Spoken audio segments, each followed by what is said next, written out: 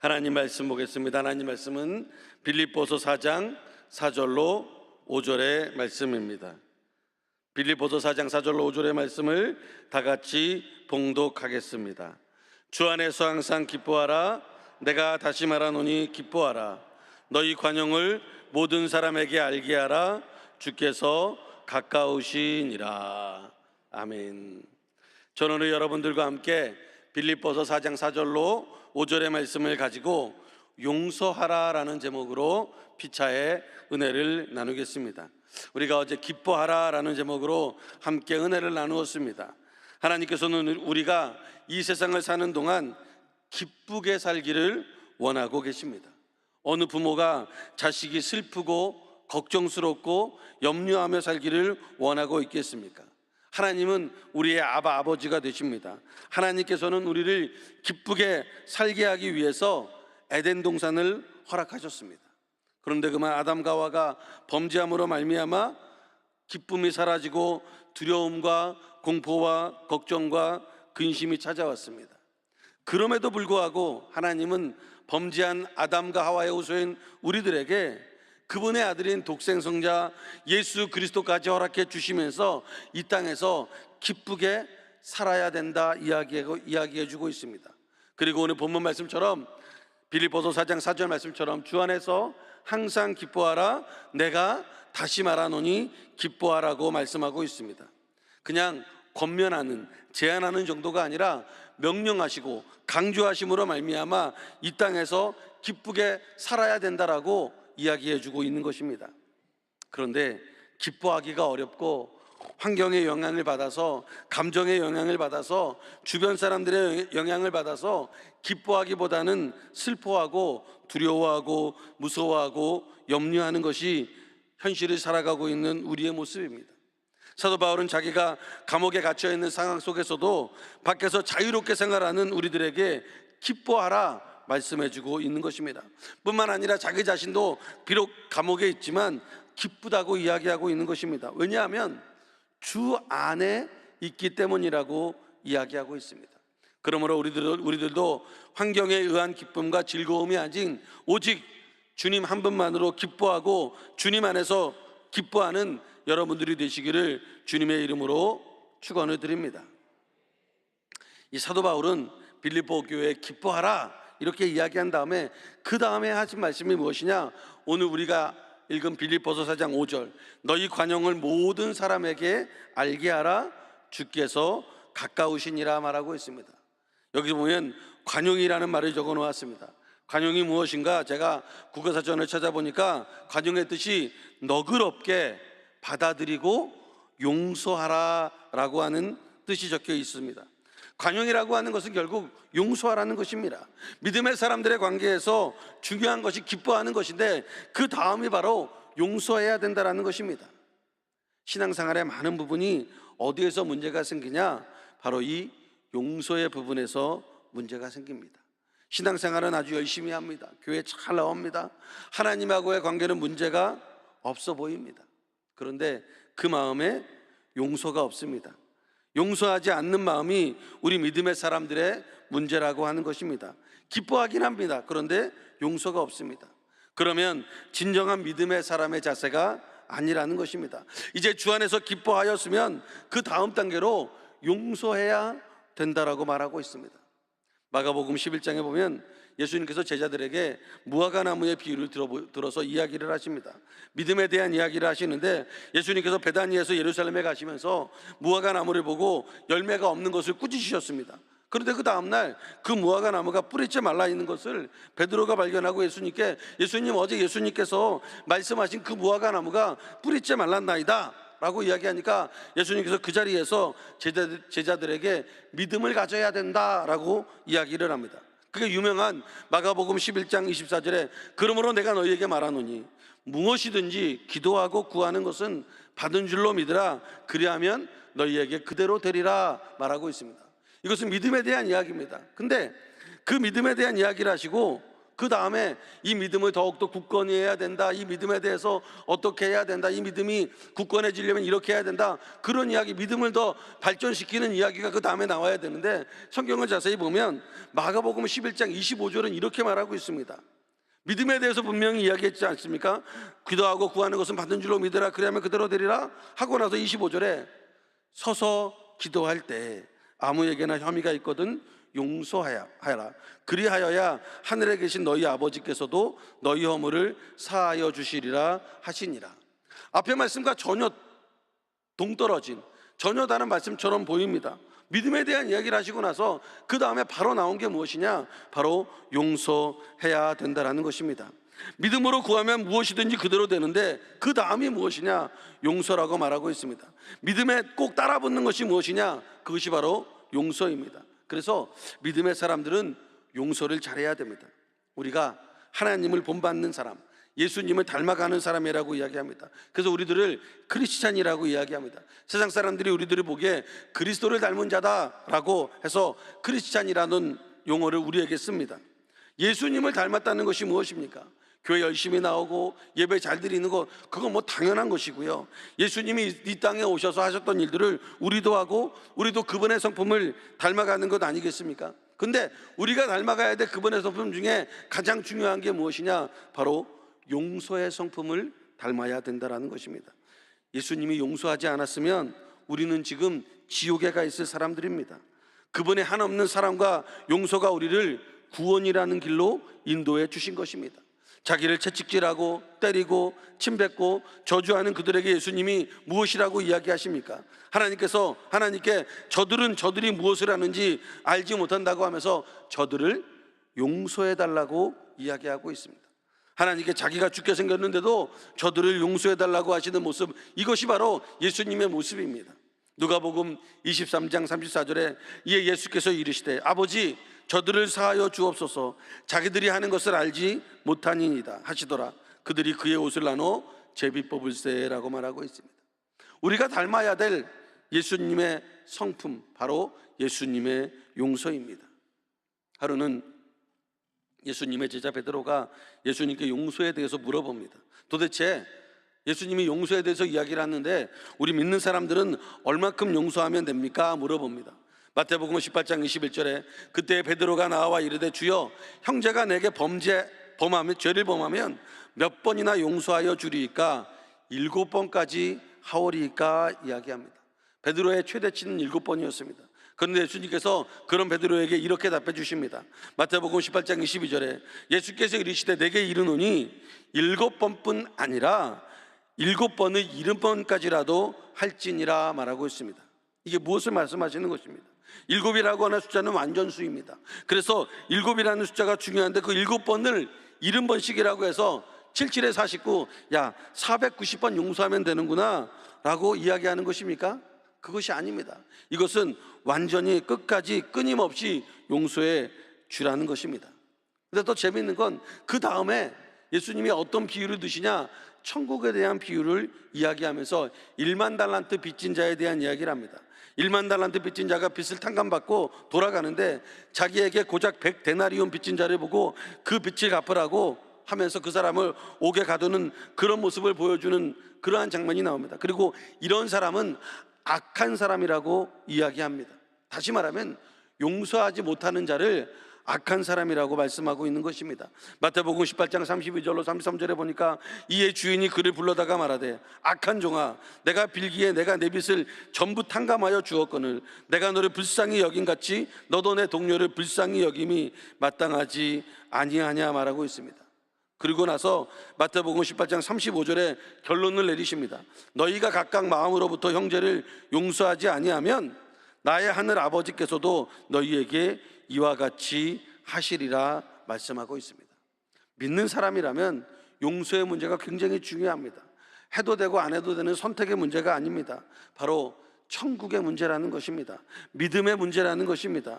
그러므로 우리가 예수님을 닮았다, 저 사람이 크리스찬이다, 많은 사람들이 우리를 예수님을 닮은 사람이라고 알 때 어떻게 아느냐? 교회 열심히 나오고 예배 잘 드리는 것만은 당연한 것인데 그것으로 크리스찬이라고 이야기하지 않습니다.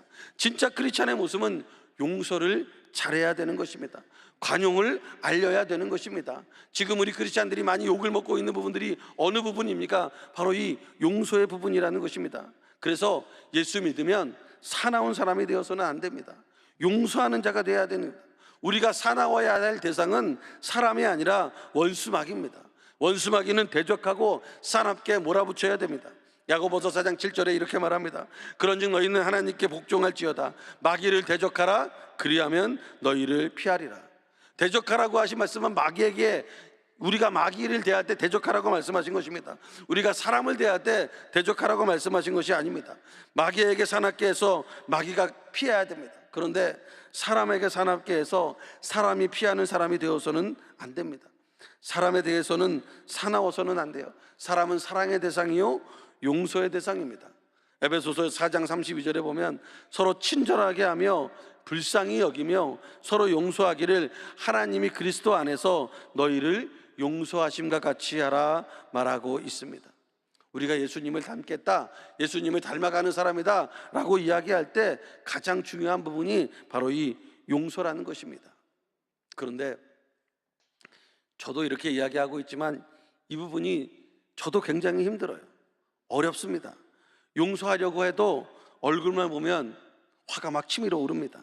상대방은 어떨지 모르지만 그 사람이 나에게 했던 잘못들이 얼굴을 볼 때마다 주마등처럼 머리를 스쳐갑니다. 치가 떨리고 상종하기가 싫습니다. 글로 써 있고 말로 하기는 쉬워 보이는데 이것을 막상 행동에 옮기려면 엄청난 고통이 따르고 어려움이 따릅니다. 많은 사람들이 이것을 알고 있어서 말로는 되지만 행동으로는 안 되는 것이 사실입니다. 그러면 어떻게 해야 됩니까?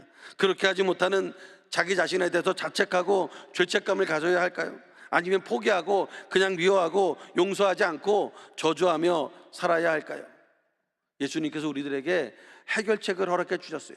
그게 무엇이냐? 오늘 보면 마지막에 이렇게 말하고 있습니다. 빌립보서 4장 5절 하반절에 보면 딱 이렇게 말합니다. 주께서 가까우시니라.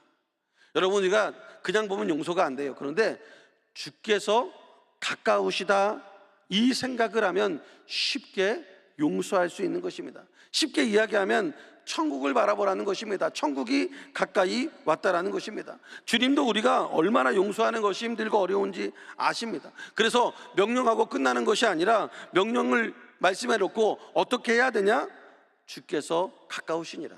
여러분, 성경을 보면 주님의 명령은 그냥 무지막지한 명령이 아닙니다. 꼭 명령하시면 그 전에 명령을 지킬 수 있는 힘을 주시든지 아니면 그 명령을 지킨 후에 하나님의 약속과 축복을 보여주시면서 우리에게 명령하시고 있는 것입니다. 그래서 그 명령을 지킬 수 있는 원동력을 삼게 만들어 주십니다. 이게 주님의 방법입니다. 주께서 가까우시다라고 하는 것이 바로 용서할 수 있는 원동력이라는 것입니다. 제가 1997년도에 선교사를 갔습니다. 그때 환율이 700에서 800원대였어요. 그런데 아예 딱 가자마자 뭐가 터졌냐? IMF가 터졌습니다. 그래서 일본에 있던 주재원들, 그러니까 한국의 그 회사에서 주재원으로 왔던 사람들이 갑자기 환율이 막 뛰고 더 이상 IMF 때문에 이거를 해줄 수가 없기 때문에 다 본국으로 송환이 됐어요. 그래서 상사 주재원들이 다 한국에 들어갔습니다. 굉장히 많은, 제가 주재원, 그 당시에 주재원 교구를 맡았는데 교구가 뭐 없어질 정도로 거의 대부분의 한국 상사 주재원들이 뭐 현대, 뭐 롯데 뭐 다 한국으로 들어갔습니다. 그런데 재밌는 건 이분들이 들어가면서 가지고 있는 가전제품들을 뭐 가지고 있는 것들을 다 놓고 갑니다. 왜냐하면 한국에 들어가 봤자 쓸 수가 없어요. 거기는 110V고 여기는 220V이기 때문에 쓸 수가 없어요. 그래서 다 놓고 가고, 저는 그 당시에 감사하게도 한 분이 차를 주셔가지고 그 차를 가지고 이제 신방을 많이 했는데 이분이 저에게 주시면서 그때 전도사였는데 전도사님이 이 차를 가지고 일본을 다니면서 선교를 많이 해주시기 바랍니다. 그리고 차를 놓고 갔어요. 왜 놓고 갔냐면 가져가는 비용이 훨씬 많이 들어요. 그렇기 때문에 그냥 예전 같으면 그냥 가져갔을 텐데 이제 IMF가 터지고 들어가는 것이기 때문에 놓고 간 것입니다.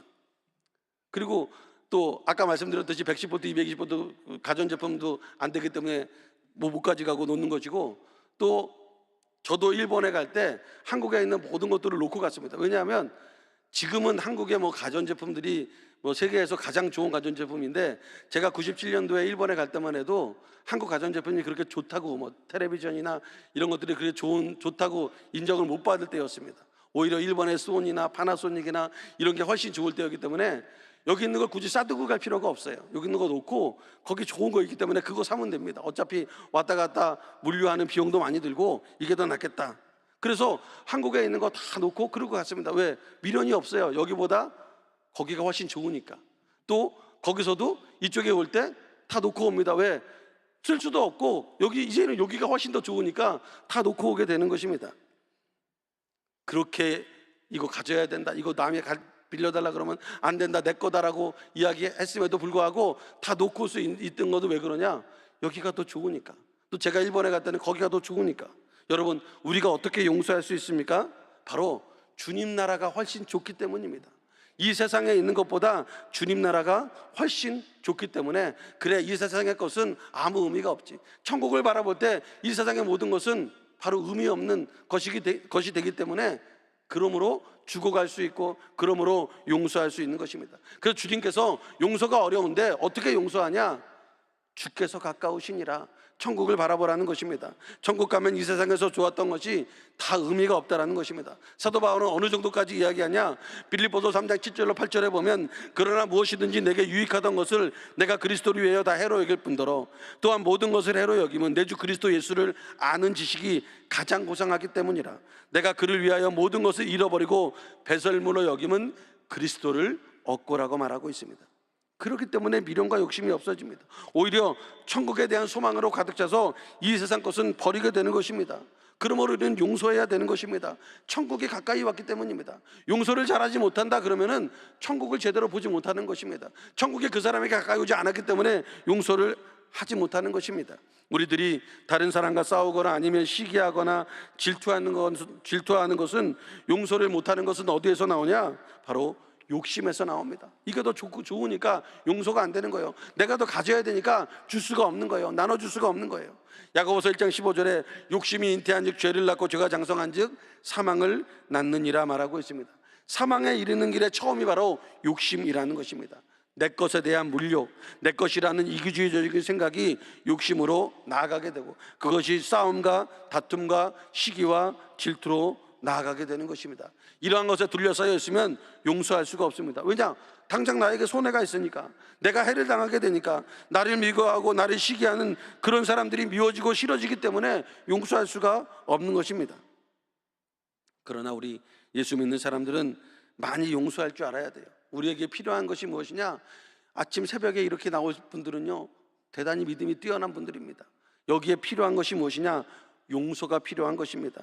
하나님께서 우리들을 용서해 주셔서 이렇게 우리가 숨쉬고 살 수 있고, 우리가 조그만 실수를 해도, 조그만 잘못을 해도 하나님이 다 그것을 용서해 주시는데, 우리는 다른 사람에게 조그만 실수, 조그만 잘못도 용서하지 못하고 아웅다웅을 살면 그것은 하나님의 자녀가 될 수 없는 것입니다. 우리가 하나님의 자녀가 된 자로서, 하늘나라를 소유한 자로서 다른 사람과 똑같이 그렇게 아웅다웅하고 살지 말라는 것입니다. 널리 베풀고 용서하는 것입니다. 그것을 모든 사람들이 알게 하라는 것입니다. 그러할 때 우리가 크리스찬이라는 이야기를 듣는 것입니다. 예수 믿으면서 쫀쫀해지지 말라는 거예요. 좀 너그러워지라는 거예요. 조그마한 잘못에 대못을 가지고 와서 상대방의 마음에 상처를 주지 말라는 것입니다. 우리가 중요하다고 생각한 것들이 주님 나라에서는 아무것도 아닌 쓸모없는, 사도 바울이 말한 배설물과 같은 것일 수도 있다는 것입니다. 저는 주의종이기 때문에 장례 예배를 많이 갑니다. 장례를 가거나 입관이나 아니면 임종 예배를 가면 당장 내일 모레 돌아가시는 분들을 보면 그분들은요 굉장히 너그럽습니다. 그래서 자기가 평생 정말 아껴서 모은 재산을 거침없이 자녀들에게 아니면 사회에, 교회에 바치는 모습을 보게 됩니다. 예전에 펄펄하실 때는요, 자녀들이 재산 조금만 달라 그러면 내 눈에 흙이 들어오기 전까지 못 준다고 막 그렇게 하시던 분이 돌아가실 때는 그렇게 너그러워져요. 그래서 다 줍니다. 또 돌아가시는 분들을 보면요, 다 용서를 그렇게 잘하세요. 돌아가시면서 나는 절대로 용서 못하고, 내가 지금 죽을 때까지 저 사람은 용서 못해, 이런 분 거의 없습니다. 다 용서하고, 내가 왜 이렇게 살았는지 모르겠다, 다 용서하고 그리고 자기도 용서받고 싶다고 하면서 돌아가시는 것을 보게 됩니다. 왜 그렇습니까? 하늘나라 가면 그 모든 것이 부질없는 것이기 때문입니다. 그렇기 때문에 용서할 수 있고 관용을 베풀 수 있는 것입니다. 우리가 예수 믿으면서 관용을 베풀기가 어렵습니까? 그러면 생각해 봐야 됩니다. 하늘나라가 가까이 임했는지, 우리의 우선순위가 천국인지, 우리의 우선순위가 하늘나라인지, 이 하늘나라를 위해서 우리의 재물도, 우리의 능력도, 우리의 힘도 모두 드릴 수가 있어야 되는 것입니다. 그것이 그 나라 갈 때에는 어떠한 도움도 되지 못하기 때문입니다. 그러므로 우리가 관용해야 됩니다. 주님이 우리에게 원하시는 것은 관용하라는 것입니다. 주께서 가까이 올수록 더욱 해야 될 일이 용서하는 것입니다. 마태복음 5장 39절로 42절의 관용에 대해서 이렇게 정의하고 있습니다. 나는 너희에게 이르노니 악한 자를 대적하지 말라. 누구든지 내 오른편 뺨을 치거든 왼편도 돌려대며, 또 너를 고발하여 속옷을 가지고자 하는 자에게 겉옷까지도 가지게 하며, 또 누구든지 너로 억지로 오리를 가게 하거든 그 사람과 심리를 동행하고, 내게 구하는 자에게 주며 내게 꾸고자 하는 자에게 거절하지 말라 말하고 있습니다. 이게 관용입니다. 여러분, 넉넉하기 때문에 나누어 줄 수 있는 거예요. 힘이 없어서 원래 지기 때문에 지는 게 아니라 힘이 너무 많아서 져주는 것입니다. 원래 이기기 때문에 져주는 것, 이것이 용서입니다. 반대로 이야기하면요, 여러분, 중요한 이야기예요. 관용을 하는 사람은요, 힘이 센 사람입니다. 용서할 수 있다는 것은, 내가 용서한다는 것은 내가 저 사람보다 낫기 때문에, 힘이 세기 때문에 용서하는 것입니다. 관용할 수 있는 사람, 결국은 넉넉한 사람입니다. 세상이 보기에는 넉넉하지 않아 보일지 모르지만 용서하는 사람이 넉넉한 사람입니다. 아무리 가진 것이 많아도 넉넉하지 못하여서 갖고자 하는 사람이 있고 얻고자 하는 사람이 많은데, 관용을 하는 사람은 가진 것이 없어도 넉넉한 사람이라는 것입니다. 그리고 항상 승리할 수 있는 사람이라는 것입니다. 왜냐? 승리했기 때문에 용서할 수 있고 관용을 베풀 수 있는 것입니다. 그러므로 용서하는 자는 결국 승리하는 자가 되는 것입니다. 그러므로 관용을 하는 사람은 넉넉한 사람이 되는 것입니다. 관용을 하는 사람은 힘이 센 사람이 되고 승리자가 되는 것입니다. 결국 세상에서 어떠한 사람이 승리합니까? 돈이 있는 사람입니까? 권력이 있는 사람입니까? 명예가 있는 사람입니까? 결국 승리하는 사람은 용서하는 사람이 승리한 사람인 것입니다. 우리 주님이 보시기에 어떤 사람이 승리자입니까? 용서의 사람이 승리자입니다. 그래서 우리는 예수님의 관용을 배워 용서해야 되는 것입니다. 6월절 만찬이 다가왔습니다. 선생인 자신에게 발 씻을 물 하나 준비하지 못하는 제자들에게 손수 대야에 물을 떠서 발을 씻어주시는 그 관용을 배워야 되는 것입니다. 자기를 파는 가룟 유다에게 떡을 떼어주면서 내 할 일을 하라고 말씀해 주시고, 자기를 십자가에 못 박는 자들을 보면서 아버지여 저들의 죄를 용서하여 주옵소서라고 부탁하시는 그 예수님의 용서를 배워야 되는 것입니다. 이 용서를 배운 스데반 집사가 자기를 돌로 치는 자들을 위해서 똑같이 기도합니다. 사도행전 7장 59절로 60절에 그들이 돌로 스데반을 치니 스데반이 부르짖어 이르되 주 예수여 내 영혼을 받으시옵소서 하고 무릎을 꿇고 크게 불러 이르되 주여 이 죄를 그들에게 돌리지 마옵소서, 이 말을 하고 자니라 말하고 있습니다. 예수님의 관용을 배운 스데반은 순교의 길을 택했습니다. 그리고 천국에 들어가게 되었고, 스데반이 순교할 때 그가 하늘나라를 보았다라고 하는 것입니다. 그래서 용서할 수 있었던 것입니다. 사도행전 7장 55절로 56절에 스데반이 성령 충만하여 하늘을 우러러 주목하여 하나님의 영광과 빈 예수께서 하나님 우편에 서신 것을 보고 말하되 보라 하늘이 열리고 인자가 하나님 우편에 서신 것을 보노라 한데 말하고 있습니다. 스데반 집사는 주님의 나라가 가까우시는 것을 알았기 때문에 돌로 치는 그들을 용서할 수 있었던 것입니다. 사랑하는 성도 여러분, 우리들이 주님 한 분만으로 기뻐해야 되고 또 주님 나라가 이 땅에 가까이 오시게 용서해야 되는 것입니다. 바라기는 이곳에 모인 모든 분들이 주님으로 인해 기뻐하시고 주님 한 분만으로 기뻐하시고 하늘나라가 천국에 가까이 오는 것을 알기에 너그럽게 널리 용서하며 관용을 베푸며 살아가는 여러분 되시기를 주님의 이름으로 축원을 드립니다. 잠시 기도하겠습니다. 몸이 아프신 분은 아픈 곳에 손을 얹어주시고, 마음에 소원이 있고 문제가 있는 분 가슴에 손을 얹어주시기 바랍니다. 사랑과 애가 많으신 참 좋으신 아버지 하나님, 오늘도 저희들을 사랑하여 주시어서 주님의 귀한 전에 불러주시고 또 용서하라고 말씀해 주심을 감사합니다. 우리가 예수 믿으면서 가장 약한 부분이 바로 이 용서의 부분입니다. 어렵고 힘듭니다. 그러나 주님께서 해답을 말씀해 주셨는데 주께서 가까우시니라, 천국이 가까이 왔기 때문에 용서할 수 있는 자가 자가 되게 하여 주시고 용서함으로 말미암아 결국은 승리자가 되게 하심을 믿고 감사를 드립니다. 우리의 인생 가운데 잘 용서하는 자가 되어서 관용을 베푸는 자가 되어서 하나님의 뜻을 따르는 저희들이 되게 하여 주시옵소서. 오늘 이 시간 주님의 말씀을 의지하여 아픈 곳에 손을 얹었습니다. 믿는 자가 병든 자에게 손을 얹은 즉 낫는다고 하였사오니 주님 이 시간 저희들의 모든 질병을 고쳐 주시옵소서. 집에 갖다 주는 모든 근원이 말라 없어지게 하여 주시고 아버지 아픈 머리가 낫게 하여 주시고 허리 아픈 것이 낫게 하여 주시고 디스크가 사라지게 하여 주시고 목이 아픈 것이 낫게 하여 주시고 축농증이 없어지게 하여 주시고 폐렴으로부터 고침받게 하여 주시고 폐혈증이 낫게 하여 주시고 아버지 하나님 오장육부에 있는 모든 염증이 사라지게 하시고 아버지 하나님 부은 것이 다 빠지게 하여 주시고 부인병이 낫게 하여 주시고 아버지 하나님 기관지의 모든 질병이 사라지게 하여 주시옵소서. 또한 갖고 난 많은 문제가 있습니다. 질병의 문제, 자녀들의 문제, 직장의 문제, 사업의 문제, 또한 관계의 문제, 경제적인 문제, 여러 문제를 가지고 왔습니다. 어떠한 문제일지라도 예수 이름 앞에 그 모든 문제가 다 해결되어지는 역사를 얻게 하여 주시옵소서. 무엇보다도 우리 마음 가운데 있었던 용서하지 못했던 그 모든 부분들을 주님 알고 계시오니 주님의 가까이 오시는 것을 믿고 의지하며 용서하는 자가 되어질 수 있도록 인도하여 주시옵소서. 우리 대한민국 축복하여 주시고 특별히 여의도 순복음교회 아버지 하나님의 은혜를 나리워 주시어서 당회장 이영호 목사님에게 큰 축복을 허락하여 주시고 사역하시는데 부족함이 없도록 건강과 강건함을 허락하여 주시옵소서. 그리하여 저희들이 이끌고 가시는데 부족함이 없도록 주님 세임과 능력으로 덧입혀 주시옵소서. 오늘 아버지 하나님께 간절히 예배드리는 모든 분들에게 하나님의 귀한 축복이 임하게 하시고 아버지 하나님께 물질드린 모든 손길들 30배, 60배, 100배로 허락하여 주시옵소서. 감사를 드리며 예수님의 이름 받들어 간절히 기도드립니다. 아멘. 하늘에 계신 우리 아버지여, 이름이 거룩히 여김을 받으시오며 나라가 임하시오며 뜻이 하늘에서 이룬 것 같이 땅에서도 이루어지이다.